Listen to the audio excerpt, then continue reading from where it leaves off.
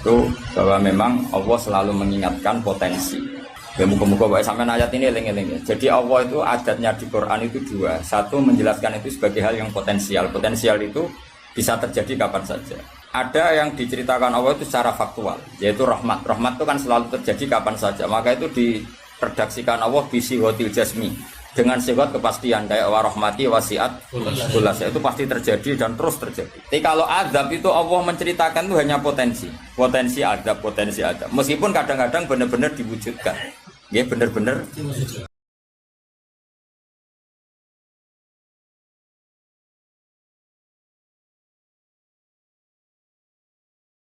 Saya mengkaji ayat ini itu sering sekali, sering sampai sekarang.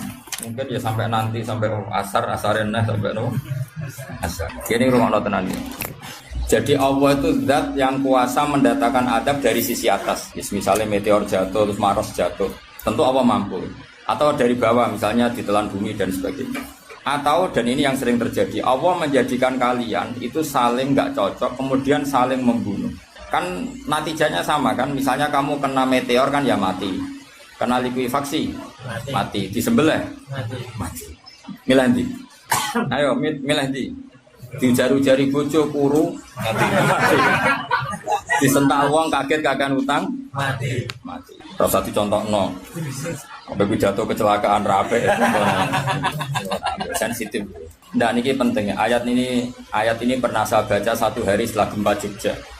Setelah gempa Jogja itu satu hari saya nilai ke sana itu bahwa memang Allah selalu mengingatkan potensi.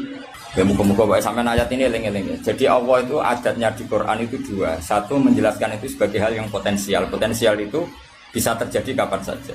Ada yang diceritakan Allah itu secara faktual, yaitu rahmat. Rahmat itu kan selalu terjadi kapan saja. Maka itu diredaksikan Allah bisi hotil jasmi dengan sifat kepastian kayak warahmati wasiat kulas. Itu pasti terjadi dan terus terjadi. Tapi kalau azab itu Allah menceritakan itu hanya potensi azab. Meskipun kadang-kadang benar-benar diwujudkan.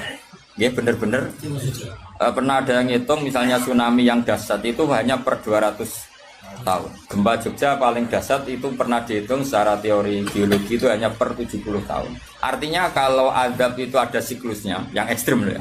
Tapi kalau rahmat kapan saja dan di mana saja. Maka pola-pola di Quran, kalau sampean mengkaji Quran, itu kalau rahmat itu mesti redaksinya itu bisi hotil jasmi dengan sifat kepastian. Rahmatku pasti terjadi. Kata barabbukum ala nafsi rahmah. Bahkan Tuhanmu memastikan dirinya pelaku rahmat. Dirinya pelaku pemberi rahmat dan Allah mewajibkan pada dirinya sendiri. Tapi kalau Allah menceritakan adab itu hanya redaksi saya mampu memberi adab. Tapi tidak harus melakukan. Jadi mampu kan? Tidak harus melakukan. Tapi tetap potensi melakukan. Itu jenis qadir apa?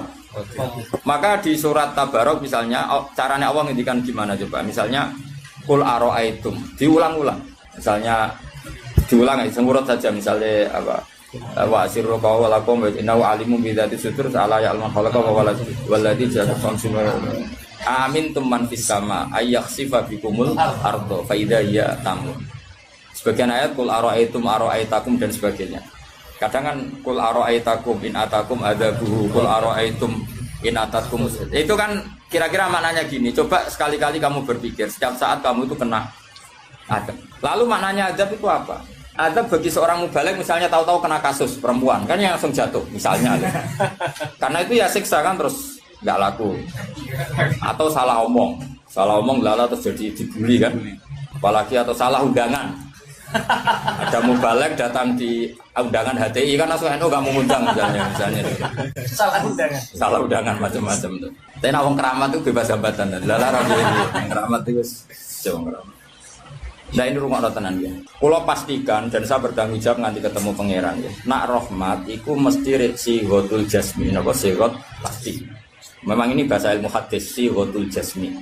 Tapi kalau tentang adab itu Allah hanya ngendikan potensi. Potensi itu memang Allah mampu melakukan itu mampu, cuma tetap diredaksikan potensi bisa ya, bisa tidak. Makanya Allah ngeredaksino aamin tuman fis sama. Kenapa kamu leha-leha di bumi? Sementara orang yang di langit bisa saja membuat bumi ini tamur itu melumer, kira-kira likuifaksi. Setiap saat bumi yang kita injek ini bisa likuifaksi terus kita ditelan. Atau ya sebetulnya bumi baik-baik saja, tapi ada angin bandang fayursila alaikum qasifam minar rih fayuhrikakum bima kafartum. Kayak tsunami kan gitu, angin bekerja sama dengan gempa, terus sudah kamu di darat tapi fayuhrikakum bima kafartum.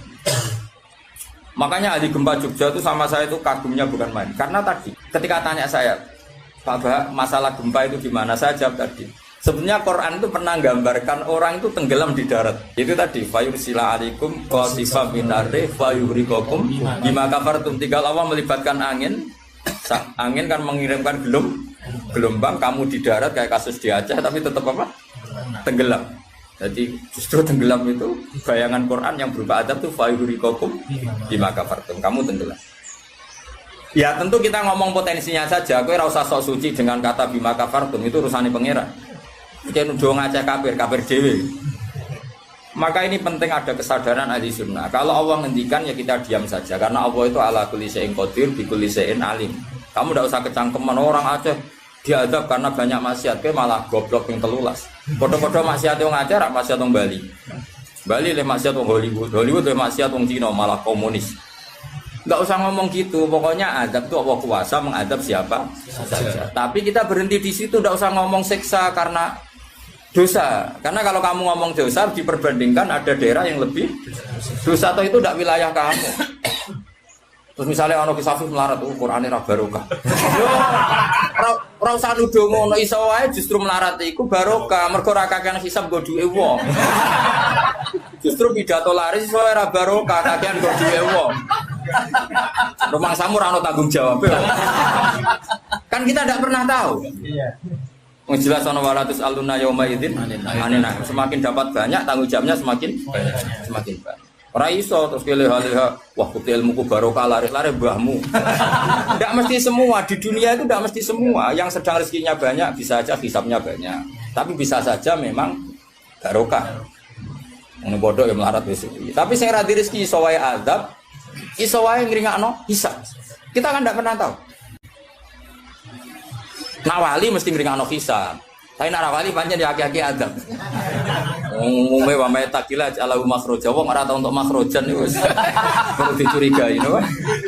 Saya ulang lagi ya. Maka baca Quran di akhir zaman itu separuh tidak apa-apa. Ya sudah, Allah itu mampu yuhrikokum. Tapi untuk orang lain tidak usah kamu tuduh bima kafartum. Karena yang kamu tuduh itu orang Islam. Tidak perlu kamu bilang tsunami aja karena orangnya dosa. Kowe itu sopo? Kok ngerti tulisan Allah Mahfud itu kalau karena ya sudah, roy kita tenggelam itu saja yang kita ngerti iyanan, tapi rasa ngerti sebab.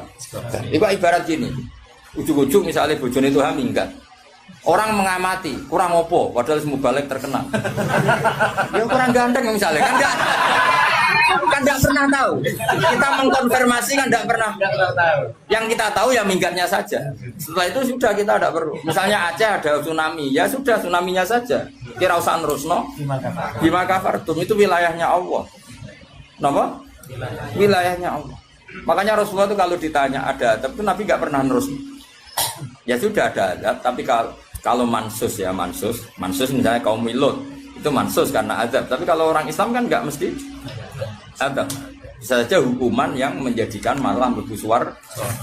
Kalau sama nggak percaya gini, dan saya menjamin pasti saya benar dalam hal ini karena saya berdasar hadis sahih. Sama-sama adab, misalnya orang tenggelam, banyak kan orang mukmin disifati Nabi itu mati syahid. Aku tak lawan nak sing darane wong Aceh iku mesti adab. Tak lawan dunia akhirat. Selain wong sombong berarti tak maca hadis. Udah coba Nabi beberapa kali ngendikan umatku sing syahid itu sekian-sekian, termasuk sing mata hori kon sing mati tenggelam. Artinya ada bentuk gharik yang justru syahid. Kecangkeman dora tahu ngaji kecangkeman. Oh tak lawan dunia akhirat. Karena sok sucinya. Sudah kita baca ayatnya berarti fayuhrikakum saja. Soal bima kafartum itu otoritasnya wilayahnya Allah Subhanahu wa taala. Do sok suci do kecangkeman. Oh tak lawan tenan. Nek wong iku mlebu swarga aku usul pangeran. Ampun Gusti. Niku nate ngenyek tiang sak provinsi. Sok sucinya. Lo coba ya. Banyak orang mati divonis, misalnya kamu, wah iku krana adab. Ternyata Nabi ngendikan maktun wong lara weteng syahid. Gharik syahid, mahdum syahid. Orang yang mati korban, kan kita tidak pernah tahu. Ya sudah, bodoh-bodoh tidak pernah tahu, pakai yang husnul khotimah saja, pakai yang husnudzon saja. Ono hafid kok mati umai rubo. Milih sing husnudzon ae berarti sahih. Kategorinya mahdum. Jangan terus ono wah kena azab. Kesuwen oleh ngedol Quran lu ngawur. Oh, tak lawan sing ngomong-ngomong lawan. Ya dadi nak pangeran ngendikan rungokno wae. Tapi kowe ora usah koyok di otoritas kok pangeran ben ngono pangeran. Itu termasuk tafsir yang termasuk saya setuju. Makanya kata Imam Sa'rawi, nak pangeran negur Kanjeng Nabi kira usah melok-melok. Kanjeng Nabi atasane pangeran kira usah melok-melok duwe rasa sesuatu mbek Nabi. Misalnya Nabi ditegur di Abasa, ya biar Allah atasannya Nabi, berhak dong negur. Kowe ora usah di perasaan macam-macam. Lho Nabi kok ditegur pangeran usah ngono. Nabi tetap panutan kita ila yaumil kiamah. Itu kan ibarat masyhur lah, misalnya Mbah Mun kadang negur putrane. Ora perlu santri ngrasa putranya ada apa-apa. Itu kan wilayahnya Mbah Mun karena sama putra. Kayak aku misalnya negur tuh, aku ora oleh terus melok negur tuh, aku walat. Lho tuh wis mubalek kowe sapa? Lah nek aku ora apa-apa kiai ini aja. Paham ya jelas ya? Mak aku oleh sak uni-uniku. Cara dekne protes ning pangeran tetep dosane akeh dekne dibanding. Paling ngenyek dekne ditulis pira loro paling. Enak gak sampai ilmu. Apa meneh diperjualbelikan. Bagus. Tuntas kok ngadepi aku sama biasa. Saya ulang lagi, ini penting saya utarakan. Jadi Allah saja yang Tuhan ngendikan itu potensi. Saya pastikan lah. Kita semua kenal Allah yang warahmati wasiat. Nabi berkali-kali ngendikan inna rahmati sabaqat ghadab. Sebagian riwayat bukan sabaqat, ghalabat. Setiap rahmatku pasti mengalahkan azabku. Artinya gini, kalau ada potensi azab, ya kita milih itu bentuk rahmat saja dulu, karena itu yang mesti menang. Jadi paribasane aku roh munib, mati kecepet omahe paribasane. Utawa mati tiba ning WC. Misal aku tetep darani syahid. Kategorine mahdum. Ojo kok aku makine ning WC. Mungkin dene nutupi kewaliane tapi ebane mati ning apa? Ebane mati ning WC. Enggak apa-apa. Karena menduga rahmat itu lebih gampang karena Allah jelas ngendikan hadis qudsi inna rahmati ghalabat ghadabi. Berarti gamane pola semua itu lebih baik kamu tafsirkan sebagai rahmat. Nah, kecuali ada sharihul ayat yang mengatakan itu adab, tapi mana ada sekarang udah ada nabi. Misalnya kaum Lut kan Allah jelas-jelas ngendikan itu karena adab, ya sudah kita ikut mengatakan adab. Tapi kalau yang orang Aceh, orang mana-mana kan tidak ada ayatnya. Jelas ya? Iya. Mulane sing aku itu ngaji ku sing tenanan. Loh kalau kaum Lut kan binasillah misalnya fijarata kada wa kada terus Allah ngendikan karena adab. Ya sudah kita ikut tentang kaumnya Nabi Lut. Tapi sekarang Yunus Sewu misalnya ada orang punya penyakit homoseks, kemudian dia kena azab. Ya sudah itu sanksinya Allah. Bisa saja azab ini kalau dia mukmin kafaroh betul. Memang ya azab tapi oleh Allah dihitung kafaroh dan itu hadis sahih. Tidak ada seorang mukmin yang punya dosa kecuali nanti dia kena masalah, nanti kena ri atau kesandung dari Nabi dan itu nanti jadi kafarohnya. Dan ketika Nabi Muhammad tanya, ya Allah, kafirun rob, iku jabal. Lalu ngkono nak mana Jabal Kat, maknane Jabal Qaf. Wilayah Jawa dadi napa? Jabal napa? Kat niku sangka Jabal Qaf. Wilayah Jawa dadi napa? Jabal Kat. Dadi angger adu itu. Anakku minggat botok Jabal Kat, maksudnya waduh banget. Paham ya?